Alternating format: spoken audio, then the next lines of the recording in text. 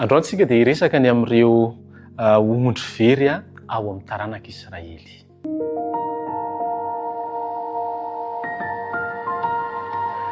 Miarabantsika rehetra natratra izao fotoana manaraka hianarantsika ny tenin'Andriamanitra izao.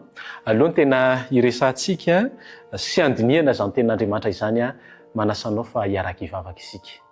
Raha nay be fitiavanao, ankehitriny dia hianatra ny teninao sy andalina izany indray izahay. Omeo anay fanainao masina ary ampitoero aminay tsy tsiraray avy ahafahanay mandray izany teninao izany. Ary tenako izay hitondra izany Andriamanitra izao ampiteny any ianao ary engany mba ho voninahitry ny anaranao ny fotoana izay ho tanterahana eto amin'ny anaran'i Jesosy Kristy. Amen. Ahoana ny amin'ireo ondry very amin'ny taranak'Israely? Isy teny izay ho asongadintsika manokana amin'ity androany ity. Fa ny lohahevitra, ny tenin'Andriamanitra izay hodiniantsika dia miompana manokana amin'ny Matthieu 5:12. Matthieu 5:12 ka ny andiny fa 2:20. Andeha ny hovakintsika izany Matthieu 5:12 ka ny andiny fa 2:20. Izao ny voalazan'ny tenin'Andriamanitra. Ny nahasitrana an' Jesosy ny zanakavavin'ilay vehivavy Kananita. Dia izao no voalaza.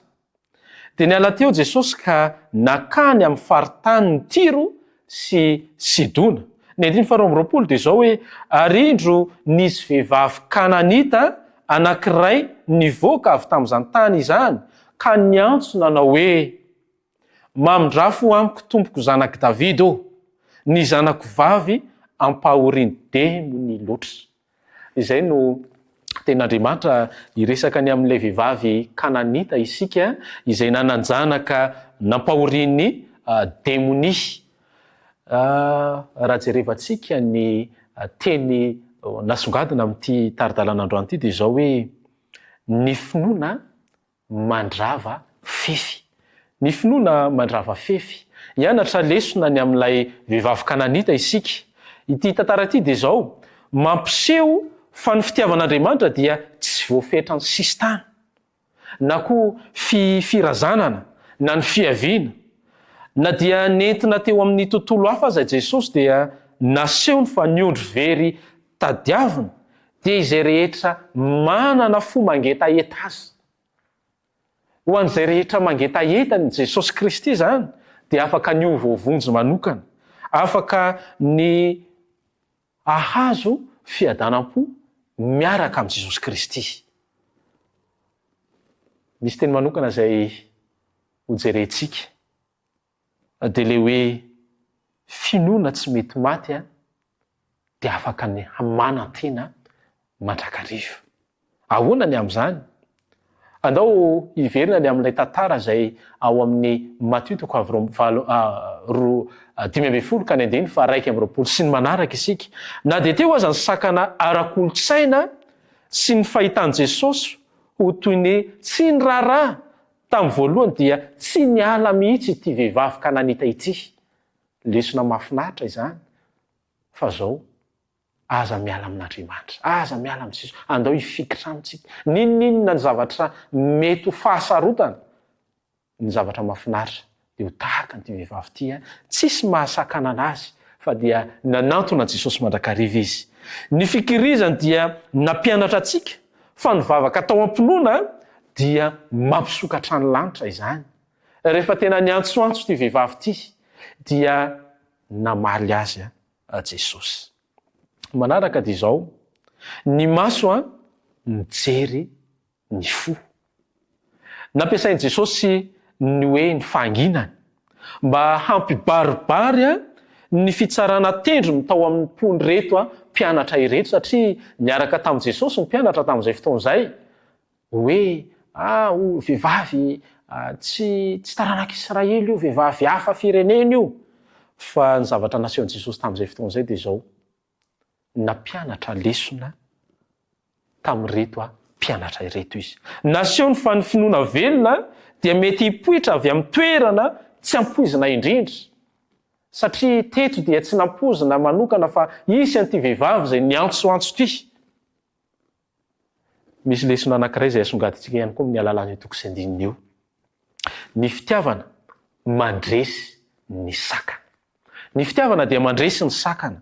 Ny antso hoe zanaky Davida izay nataon'ity vehivavy kananita ty dia proof fa hitany mahamesia an Jesosy Kristy. Zany hoe fantany tanteraka zany ny amin'ny fisiany Jesosy. Ny valiteny Jesosy moa no nanao hoe lehibe ny finoanao raha vehivavy. Maneho manokana ity dia zao, maneho manokana izany fa fankatoavana an Jesosy Kristy dia fitahiana zay ho an'izay rehetra manantona azy. Natokana ho an'izay rehetra mino azy rehefa mankatoa an'Andriamanitra. Ary tsy hakanavaka io fa zay manantona Jesosy dia afaka ny hanana izany famonjena manokana izany. Ny afatra mampahero antsika amin'ity androany ity dia izao. Azakivy na mahatsiaro olona ivelany ianao. Ny tantaran'ity vehivavy ity dia manome toky antsika fa ny fahasoavan'Andriamanitra dia mihitatra any aminao ihany koa raha toa ka mandray azy ianao. Tsy ny fihevinao no mamaritra ny fitahianao fa ny fahatokianao ny herin'i Jesosy manokana. Raha mahatsiaro lavitra na tsy mendrika ianao tsaro fa i Jesosy dia mandre ny feonao izay miantso azy manokana na amin'ny fotoana rehetra na amin'ny fotoana izay mangina ivavahanao manokana. Tadidio fa mandre anao mandrakariva Jesosy ary te hamonjy anao izy amin'ny zavatra rehetra. Aza mahatsiaro olona very ianao fa raha mandray an Jesosy dia afaka ny ho vovonjy manokana ianao. Hitanao any Andriamanitra iaraka ivavaka isika.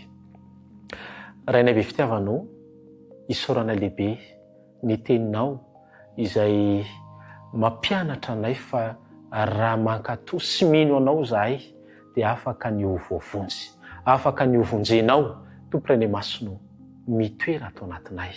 Tario lalana izahay ary mbola betsaka ihany koa ny olona izay mahatsiaro mandrery anoany. Tomporay masonao mitoera ao anatiny ary vangio manokana izy ireny amin'ny alalan'ny fanenao masina. Ny faniriana dia mba ho ao anatin'ny fankatoavanao avokoa ny olona tsiraray avy. Ny fanirianay dia mba hitanay manokana ianao ary handray anay amin'ny izao anay izao. Fatononona izany vavaka izany amin'ny anaran'i Jesosy Kristy irery ihany. Amen.